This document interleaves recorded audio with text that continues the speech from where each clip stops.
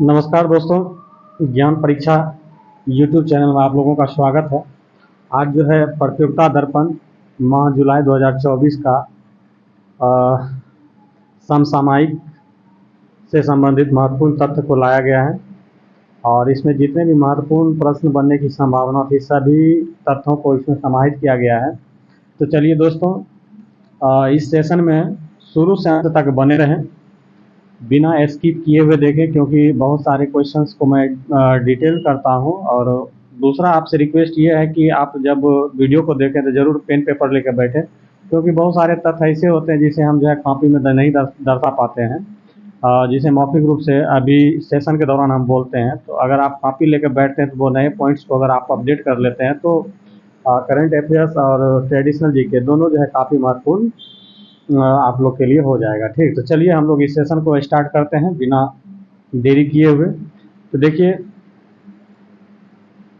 Israel Hamas युद्ध जो कि अभी कुछ दिन पहले जो बहुत चर्चा में रहा था, तो इजराइल हमास युद्ध जो है के दौरान यूएनओ मिशन के दौरान एक भारतीय अधिकारी की मौत हो गई। तो उस भारतीय अधिकारी का क्या नाम था? तो वैभव अनिल काले जो था उस भारतीय अधिकारी का नाम था। तो ये क्वेश्चन यहाँ से बन सकता है, यूएनओ मिशन मतलब इजराइल हमास युद्ध के दौरान यूएनओ मिशन में किस भारतीय अधिकारी की मौत हो गई थी?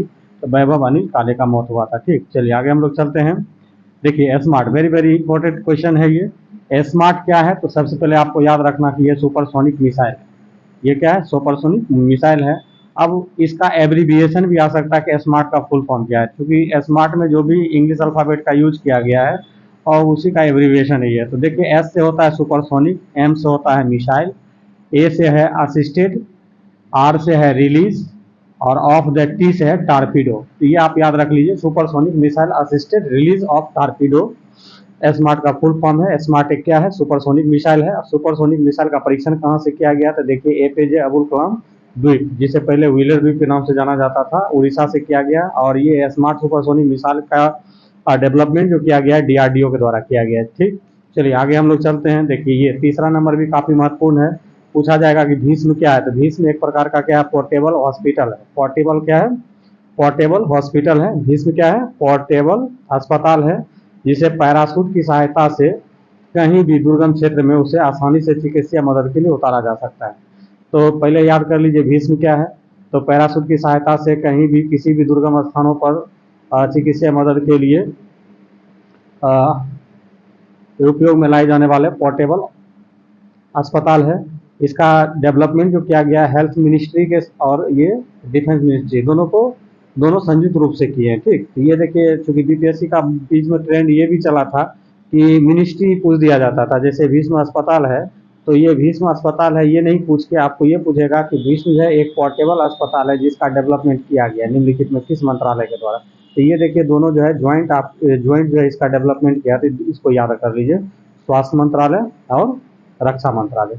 चलिए आगे चलते हैं। ये तीसरा क्वेश्चन भी काफी महत्वपूर्ण है, क्योंकि ये भारत के पहले अंतरिक्ष पर्यटक बने हैं। देखिए, गोपी चंद थोटाकुरा, ये अभी काफी चर्चा में रहा क्योंकि ये भारत के पहले अंतरिक्ष पर्यटक बने हैं।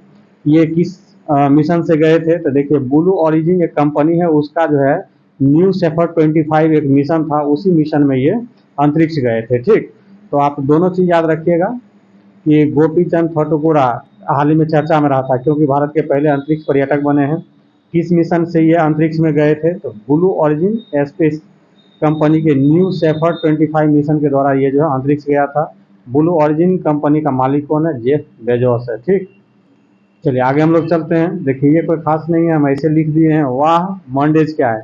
तो देखिए, वैज्ञानिक और औद्योगिक अनुसंधान परिषद के द्वारा सप्ताह में एक दिन जो है बिना आयरन वाली मतलब बिना इस्त्री किया हुआ कपड़ा पहनने का जो है एक प्रचलन लाया गया है। और ऐसा प्रचलन लाने के पीछे एक उसका जो है थाउट है कि एक जोड़ी कपड़ा आयरन करने में जो है 200 ग्राम CO2 जो है उत्सर्जित होता है। इसलिए कहा गया है कि सप्ताह में एक दिन बिना इस्त्री का, बिना आयरन का कपड़ा पहनने का जो है ये मोटो चलाया। ठीक, चलिए आगे हम लोग चलते हैं। कोई खास ये बात नहीं है। देखिए, 18वीं लोकसभा में जो है पार्टी वाइज सीट कौन कौन सा लाया? तो जो महत्वपूर्ण पार्टी है उसके बारे में हम लिख दिए। बीजेपी को व्यक्तिगत रूप से कितना मिला है? 240 सीट मिला है। टीडीपी, जिसे तेलुगु देशम पार्टी कहते हैं, उसे 16 सीट मिला है। जनता दल यूनाइटेड जो बिहार में है, नीतीश कुमार की पार्टी, उसे 12 मिला है। शिवसेना को 7 मिला है। भारतीय राष्ट्रीय कांग्रेस को 99 मिला है, और ये जो है 99 लाया, जो कभी बार जो है विपक्ष मतलब लोकसभा में विपक्ष का रोल अदा करने के लिए ये सक्षम है इस बार। 6 नंबर में आपका है समाजवादी पार्टी, 37 है। चलिए अब 18वीं लोकसभा से संबंधित महत्वपूर्ण तथ्य, 18वीं लोकसभा से संबंधित महत्वपूर्ण, देखिए ये जो भी है आपका 18वीं लोकसभा से संबंधित है, और जो खास करके काफ़ी इम्पोर्टेंट था उसको इस सेशन में हम लाए हैं, क्योंकि एक ही सेशन में सब टॉपिक लाने से लंबा वीडियो बन जाता है, इसलिए हम जो इम्पोर्टेंट था उसको हम लाए हैं। ठीक, चलिए आगे हम लोग चलते हैं इसमें। तो देखिए पूछा जाएगा कि 18वीं लोकसभा में निर्विरोध निर्वाचित होने वाला एमपी कौन है। तो देखिए भाजपा प्रत्याशी जो है मुकेश दलाल जो है, ये आपका जो है निर्विरोध निर्वाचित हुआ था। ठीक, चलिए सबसे युवा सांसद कौन है। तो देखिए पुष्पेंद्र सरोज है, ये समाजवादी पार्टी का है, और इसका उम्र जो है 25 वर्ष 3 माह है, और कौशाम्बी सीट से ये जो है चुनाव जीता है। ठीक, दूसरा सबसे युवा सांसद कौन है। देखिए शांभवी है, लोजपा रामविलास पार्टी से जो है ये सांसद बनी है, इसका उम्र जो है 25 वर्ष 11 माह है, 25 वर्ष 11 माह है, और ये जो है समस्तीपुर सीट से लोकसभा चुने गए हैं। ठीक, आगे हम लोग चलते हैं। वेरी वेरी इंपॉर्टेंट, करा कि सबसे अधिक मतों से विजेता, 18वीं लोकसभा की बात हो रही है, सबसे अधिक मतों से विजेता देखिए शंकर लालवानी है, भाजपा का थे, ये 11,75,92 मतों से ये जीता है। और किस सीट से जीता है, इंदौर से जीता है, ये लगातार जीता है, 2019 में भी जीते थे। आगे लोग चलते हैं, सबसे कम मतों से विजेता। तो देखिए सबसे कम मतों से विजेता, 18वीं लोकसभा में जो है रविंदर बाइकर है, ये 48 मतों के अंतर से जीता है, और कहाँ से, तो उत्तर पश्चिमी मुंबई से, और किस पार्टी से है, शिवसेना से है। देखिए जरूरत के हिसाब से जितनी आवश्यकताएं थी सब बात को मैंने लिख दिया है, आप लोग इसे अगर बारीकी ढंग से पढ़ेंगे तो हमको लगता है कि एक भी क्वेश्चन अगर यहाँ से उठाया जाता है तो बहुत ही आसानी से आप लोग बना सकते हैं। देखिए लद्दाख में मात्र एमपी का मतलब लोकसभा का एक सीट है, वहाँ से जो है लद्दाख से एकमात्र सीट है जहाँ से जो है हाजी हनीफ जीता है। ठीक, चलिए आगे चलते हैं। देखिए ये भी काफ़ी चर्चा में रहा था, अमृतपाल सिंह सिंधु, क्या कि ये जो है असम जेल में बंद खालिस्तानी अलगाववाद से जुड़ा हुआ व्यक्ति था, और ये जेल में अभी बंद है, और जेल से ही ये जो चुनाव लड़ा था और 2 लाख मतों से विजयी हुआ है। ठीक, आगे हम लोग चलते हैं। वेरी वेरी इंपॉर्टेंट, 18वीं लोकसभा में कुल कितने महिला एमपी बनी है। तो देखिए 74 महिला एमपी बनी है। ठीक ना, ये 73 नहीं याद करना, 74 महिला एमपी बनी है। उसके बाद सबसे अधिक नोटा का प्रयोग कहाँ किस लोकसभा में किया गया है, इंदौर लोकसभा में किया गया है, 2,18,674। आगे हम लोग चलते हैं, राहुल गांधी। देखिए राहुल गांधी जो है 2 जगह से खड़ा हुआ था, रायबरेली यूपी से और वायनाड केरल से, और दोनों जगह से ये क्या हुए, जीते हैं। ठीक, तो इसको भी अच्छे से ध्यान में रखिएगा कि राहुल गांधी 2 जगह से खड़ा हुए थे, दोनों जगह से जीते हैं। ठीक, उसके बाद सबसे बुजुर्ग, देखिए यहाँ पे आपसे पूछा जा रहा है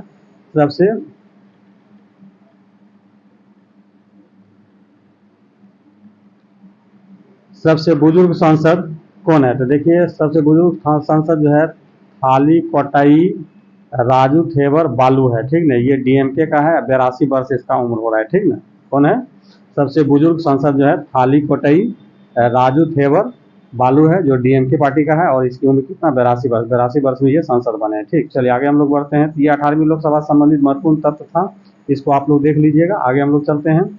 अगला है इब्राहिम रईसी।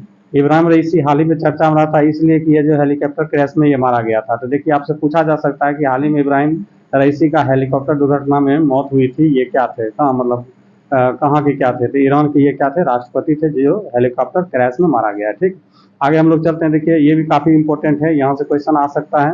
अंतरिक्ष में हथियारों की तैनाती को रोकने के लिए यूएसए और जापान द्वारा जो है एक प्रस्ताव लाया गया था सुरक्षा परिषद में।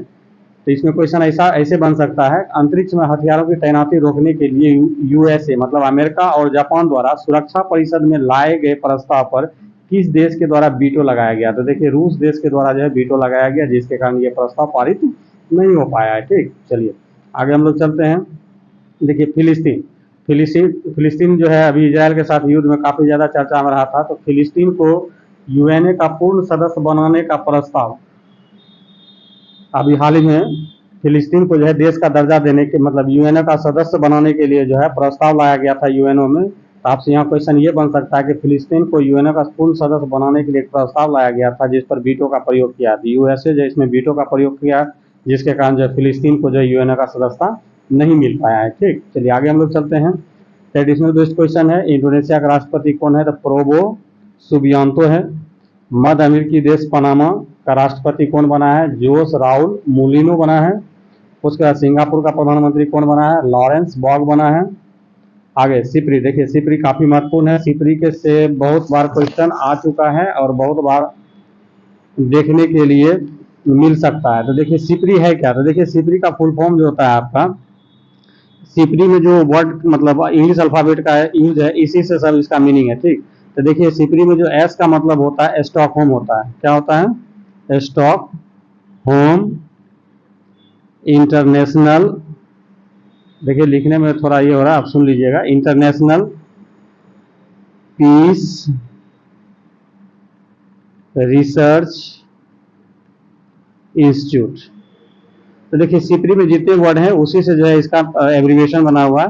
एस से हो गया आपका स्टॉक, एस से हो गया स्टॉक होम, आई से इंटरनेशनल हो गया, पी से पीस हो गया, आर से जो है आपका रिसर्च हो गया, आई से इंस्टीट्यूट हो गया। तो मतलब Stockholm International Peace Research institute.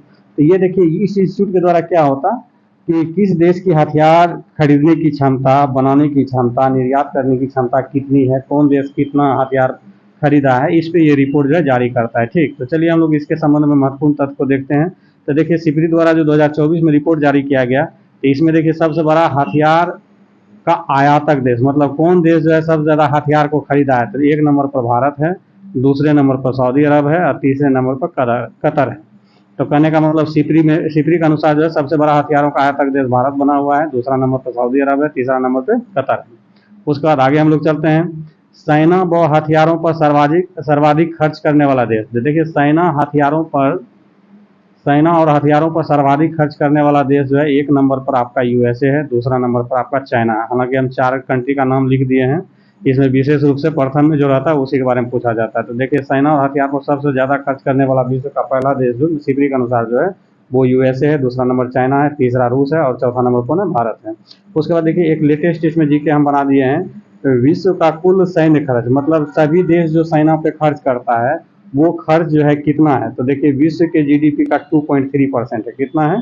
2.3% है। इसको ध्यान में रखिएगा, हो सकता है यहाँ से लेटेस्ट क्वेश्चन बन जाए।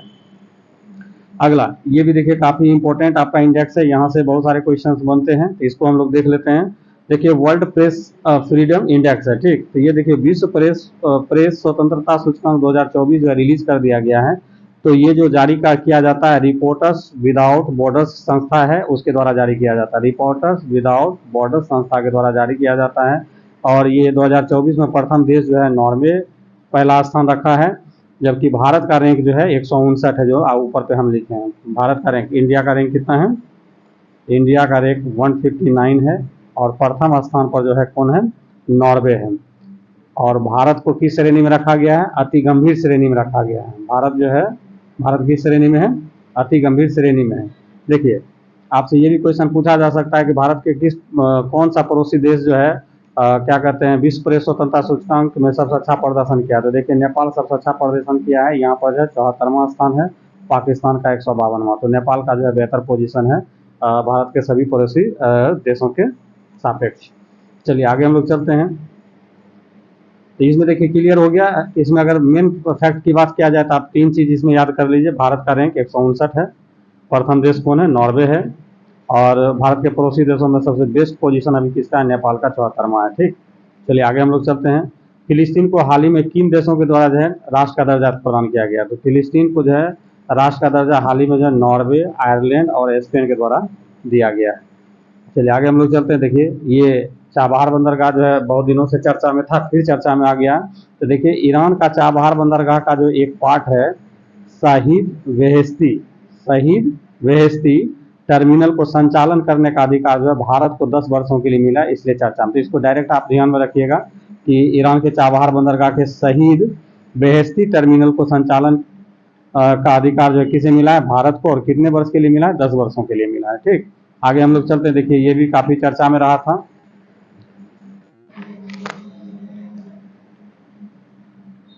ये जो है आपका रिलीजियस माइनॉरिटीज ए क्रॉस कंट्री एनालिसिस, ये जो है प्रधानमंत्री का आर्थिक सलाहकार परिषद के द्वारा ये जो है रिपोर्ट जारी किया गया। देखिए ये पॉइंट को हमने इसमें डिटेल नहीं किए थे, आप इसे नोट कर लीजिएगा। अगर क्वेश्चन पूछा जाए कि रिलीजियस माइनॉरिटीज ए क्रॉस कंट्री एनालिसिस 1952-2015 किसके द्वारा जारी किया गया है, तो प्रधानमंत्री के जो है आर्थिक सलाहकार परिषद के द्वारा इसे जारी किया गया। चलिए ठीक, आगे हम लोग चलते हैं।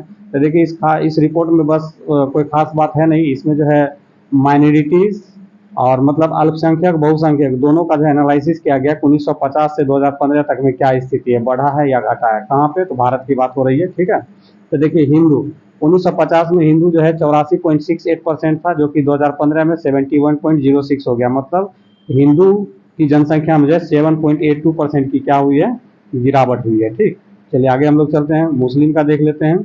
मुस्लिम जो है 1950 में जो है 9.84% था, 2015 में 14.09% हो गया। इसमें जो बढ़ोतरी हुई है 43.15% की बढ़ोतरी हुई है। आगे हम लोग चलते हैं, तो इसमें आप देखिए दो मेन जो है कम्युनिटी को हम बता ही दिए, हिंदू को बता दिए, मुस्लिम को बता दिए, बाकी में आपको ध्यान रखना है बढ़ा है या घटा है। ठीक, तो चलिए हम लोग देख लेते हैं सरसरी निगाह से। देखिए जैन का, तो ये देखिए 1950 से 2015 करने का मतलब ये 1950 का डाटा है, ये 2015 का डाटा, आप ध्यान रख लीजिएगा। तो देखिए 0.45 था, ये 0.36 हो गया, मतलब ये क्या हो गया है, घटा है। ठीक, उसके बाद सिख देखिए 1.24 था, ये 1.85 है, तो ये बढ़ा है, तो इसको बढ़ोतरी में है। पारसी ये 0.03 था, ये 0.02 हो गया, मतलब ये क्या, घटा है। तो बस ध्यान में रखिएगा कि हिंदू का भी घटा है, मुस्लिम का बढ़ा है, जैन का घटा है, सिख बढ़ा है, पारसी घटा है। ठीक, चलिए आगे हम लोग चलते हैं। भारत का सबसे बड़ा व्यापारिक भागीदार देश 2024 में कौन बना है, तो देखिए भारत का सबसे बड़ा व्यापारिक भागीदार देश जो है फिर एक बार यूएसए को पछाड़ कर कौन बन गया है, चीन बन गया है, और सेकंड भागीदार देश कौन है, अमेरिका है।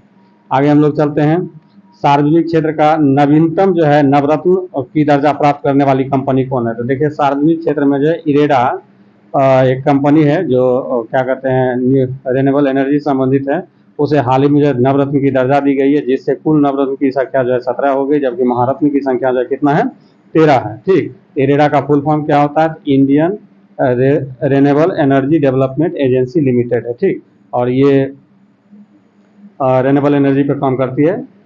रिन्यूएबल एनर्जी करने का मतलब जैसे हो गया वायु ऊर्जा हो गया, जल ऊर्जा हो गया, फिर सौर ऊर्जा हो गया, ये सब जो है रिन्यूएबल में आता है। ठीक, चलिए आगे हम लोग चलते हैं। देखिए ये भी काफी अच्छा रिपोर्ट है, यात्रा एवं पर्यटन विकास सूचकांक 2024, ये कौन सी संस्था जारी करती है, तो विश्व आर्थिक मंच के द्वारा जारी किया जाता है। इसमें जो है देखिए 119 देशों पर जो है ये सूचकांक बना है, तो इसमें भारत को जो है 39वां स्थान मिला है, जबकि प्रथम स्थान पे कौन है, अमेरिका है। बाकी देखिए सेकंड पे स्पेन है, थर्ड पे जापान है, फोर्थ पे फ्रांस है। तो इसमें कम से कम जो है प्रथम और भारत का रैंक जरूर याद कर लीजिए, और किस संस्था के द्वारा जारी किया जाता है उसको ध्यान में रखिए। तो देखिए यात्रा एवं पर्यटन विकास सूचकांक 2024 जो है विश्व आर्थिक मंच के द्वारा जारी किया गया। विश्व आर्थिक मंच तो आप जानते हैं कि ये जो है क्या कहते हैं, इसका संस्थापक जो है क्लास शवाब था, और इसका मुख्यालय जो है आपका दावोस में है। ठीक, और इसमें जो है भारत को 39 रैंक मिला, और प्रथम स्थान पे कौन है, अमेरिका। आगे हम लोग चलते हैं, एनएसओ मतलब नेशनल स्टैटिस्टिकल ऑफिस के द्वारा जो है भारत के जीडीपी का गणना किया गया है, तो वो बताया कि 2024 में क्या स्थिति रहने वाली है, तो 8.2% की क्या होगी, बढ़ोतरी की वृद्धि होगी। ठीक, आगे है एनसीजीजी। एनसीजीजी का फुल फॉर्म क्या होता है, national centre for good governance होता है। ठीक, इसको ध्यान में रखिएगा, क्या कि एब्रीविएशन का दौर जो है बीपीएससी पिछले 69 बीपीएससी में 2 पूछा था, जीपीटी का पूछा था, और भी एक पूछा था। आगे हम लोग चलते हैं, देखिए जीएसटी अपीलीय न्यायाधिकरण के प्रथम अध्यक्ष किसे बनाया गया, तो संजय कुमार मिश्र को बनाया गया है। भारतीय औद्योग परिसंघ का अध्यक्ष किसे बनाया गया है, संजीव पुरी को बनाया गया है। डीआरडीओ का अध्यक्ष कौन है, तो देखिए डीआरडीओ का अध्यक्ष जो है डॉक्टर समीर बी कावत है। आगे हम लोग चलते हैं, देखिए पुरस्कार का नाम है freedom of the city of London, पुरस्कार से किसे सम्मानित किया गया, तो देखिए भारतीय सिनेमा में अतुलनीय योगदान के लिए जो शबाना आजमी को दिया गया है। आगे देखिए ये मोस्ट वीवीआई है, इसको आप ध्यान रख लीजिएगा, हो सकता है ये क्वेश्चन आपको देखने के लिए मिल जाए, एमवीवीआई गुइलेर्मो कैनो विश्व प्रेस स्वतंत्रता पुरस्कार 2024। तो सबसे पहले ये जान जाइए कि ये प्राइज जो है यूनेस्को के द्वारा दिया जाता है। यूनेस्को के द्वारा दिया जाता है। तो ये गुइलेर्मो कैनो विश्व प्रेस स्वतंत्रता पुरस्कार 2024 जो है फिलिस्तीनी पत्रकार को दिया गया है, गाजा युद्ध में जो है विशेष रूप से योगदान देने के लिए।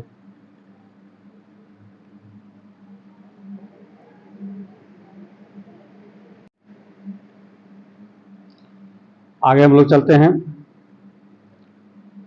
संयुक्त राष्ट्र संघ की military gender advocate of the year award, ये भी काफी महत्वपूर्ण है।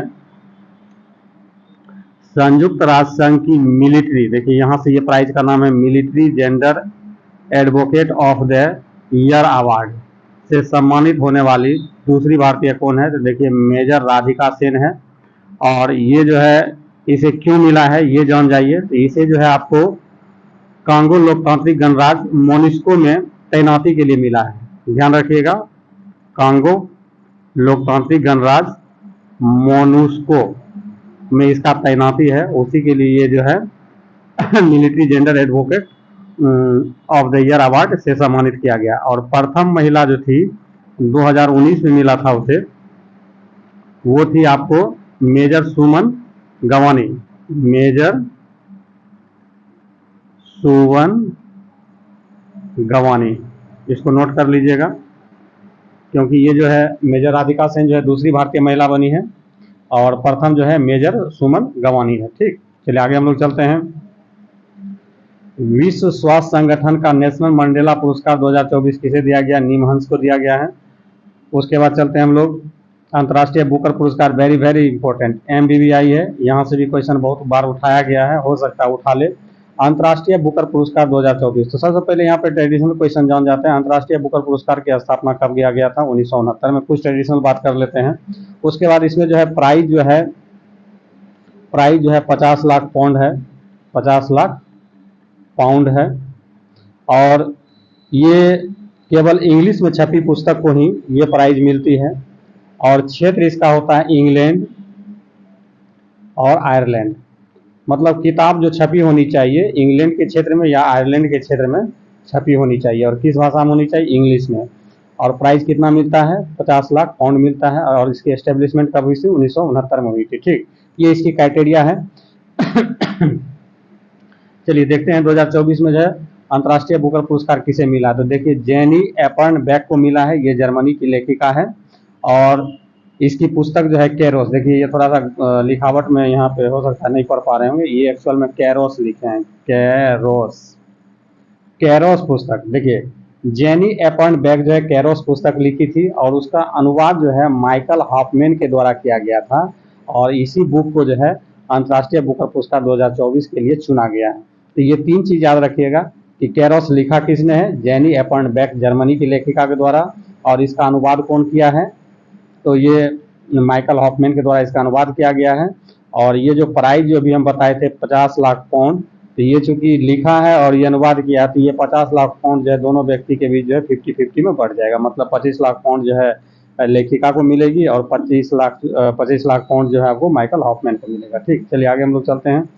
चक्रवाती तूफान रेमल जो है भारत के किस तट को प्रभावित किया था? तो देखिए चक्रवाती तूफान रेमल जो है पश्चिम बंगाल के तटीय क्षेत्र को सबसे ज्यादा प्रभावित किया था।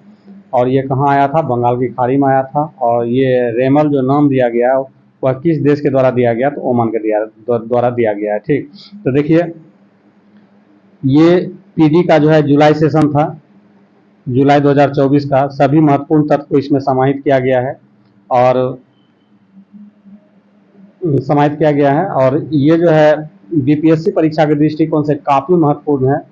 तो वैसे स्टूडेंट जो आगामी 17वीं BPSC एग्जाम की तैयारी कर रहे हैं, उसमें अपेयर होना चाहते हैं, तो वो जरूर इस सेशन को शुरू से अंत तक देखें और इसका लाभ उठाएं। और दूसरा आप लोग से रिक्वेस्ट यही है कि देखिए ये चैनल पे भले आप लोग को लग रहा होगा कि मतलब नया है और नया क्रिएटेड किया गया है, लेकिन पढ़ाने का अनुभव बहुत लंबा है।